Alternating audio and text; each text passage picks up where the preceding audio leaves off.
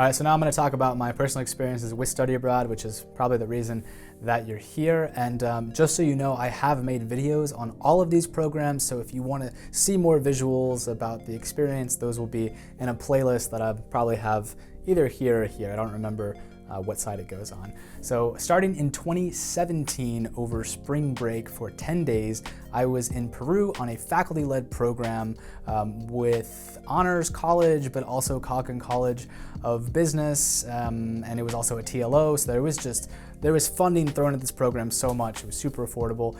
We were in Lima, Peru, as well as Cuzco. We went to Machu Picchu. So there was actually a 3-credit course connected to this study abroad. We would meet every 2 weeks or once a month, and we would learn about NGOs, we'd learn about the economy in Peru, we'd learn about the cultural heritage of Peru and where it stands currently with all of its issues.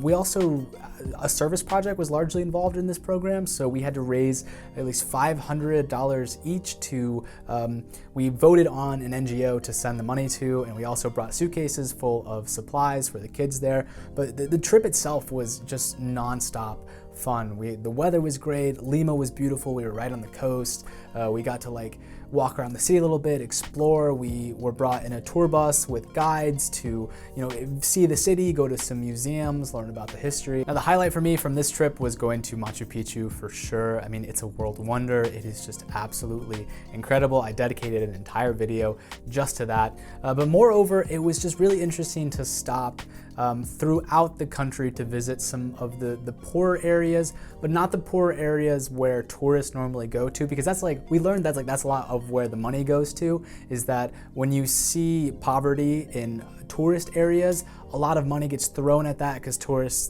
feel bad or want to give back, and so all the money goes into the bigger cities or the more visible areas. So we were going around and we were exploring areas that are also in deeply impoverished, but there aren't as many tourists going there, so there's not as much money going to NGOs that are in that area. So that was another really, really cool part of this program. I think learning so much about Peru and about economics before going gave the entire trip a much deeper context. So it wasn't just tourism for us, we were actually able to apply the things we had learned in the course to what we were actually seeing in the country.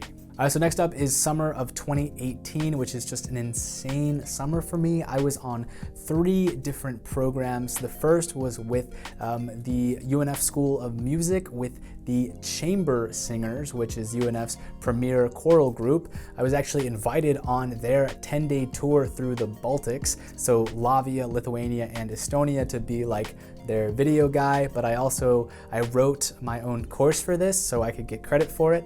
So I was able to apply for scholarships as well. It was a great experience. Just that's not part of Europe that people normally will go to. So to be with this just amazing choir group going through these countries and experiencing the culture and meeting famous composers, that was an insane trip. And right after that, I actually started a summer program in Strasbourg, France with the College of Arts and Sciences in the language department, because I was having to learn French to get French credit for something I'll talk about later. So Strasbourg is right on the border of France and Germany, and we had 2 courses. One was a language course at a partner language school in Strasbourg. The other was taught by a faculty member. So this one was one of those summer hybrid programs where you actually have a faculty member there, and that was Faces of France. So we were just learning all about the historical culture of France, where France is at today. We went on so many excursions to just castles and other cities. We were even in Paris for 4 or 5 days, going to the Louvre, and just this trip was super amazing. My favorite part for sure though is where I was living. They had us separated into host families when we were there, and I was living with a 91-year-old French woman who was named Madame Frey, and she was just amazing. She would make dinner every single night, and we were able to chat. Because it's right on the border, she also spoke German, which I'm able to speak, and so even if my French wasn't so great, I was able to have conversations with her in German. And she lived in this old magical looking house like you would see in like Spiderwick Chronicles. Or anyway, she had this huge house with a ton of empty rooms, and she rented them out to so many different types of people. For example, upstairs in the room next to me, there was like this 15-year-old Russian kid who was doing a French program. Down below where I was, there was like this 55-year-old Japanese man who had just got a divorce and was addicted to gambling, and so had come to France to, I guess, get better. There was an Italian guy who worked at a pizzeria, stereotypically, downstairs, and yeah, and her son, who was like this kind of famous architect, also lived there, and we would all have meals together, and it was just such a blend of so many different cultures. So that was just, for me, if I just went there and had that experience with no school at all, it would have been worth it. Strasbourg as well is just absolutely beautiful. I would argue that the Notre Dame in Strasbourg is more beautiful and more impressive than the one in Paris. That's just my opinion. This thing is super cool. Now, to wrap up what was probably the busiest summer of my entire life, I went over to Greece to join the Hicks Honors College. They were having a summer abroad semester there that was also faculty led. So that was just another great experience. Just Athens is such a cool city. There's so much history. You take the subway, you take the metro, and there you are at the Acropolis. It's so amazing. The food, oh my gosh, the food is incredible. We went on several excursions. Before I got there, they had gone on some excursions to some of the islands, so that was super cool for everyone.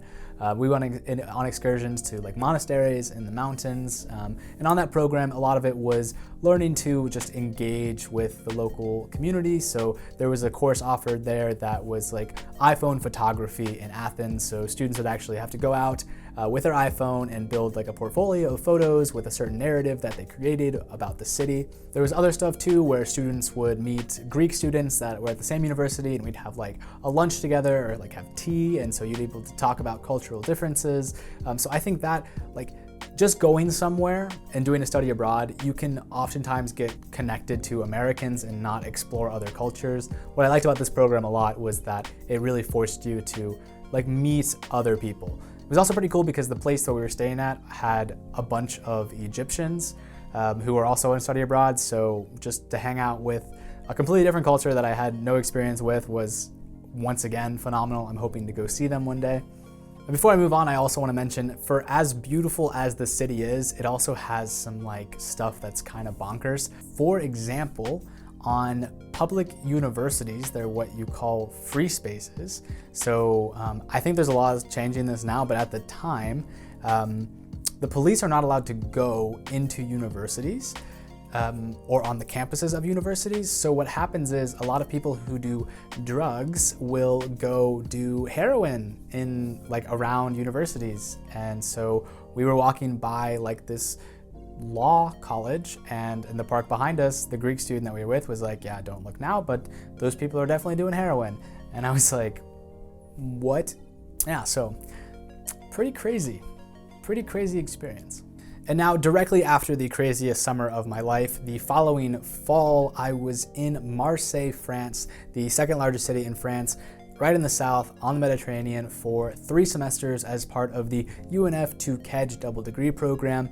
Basically, it's 2 years at UNF, 2 years in France normally, for 2 degrees. At this point in time, I think there is one that is going to Spain, and depending on when you watch this, I think they're working on several more, one to Germany.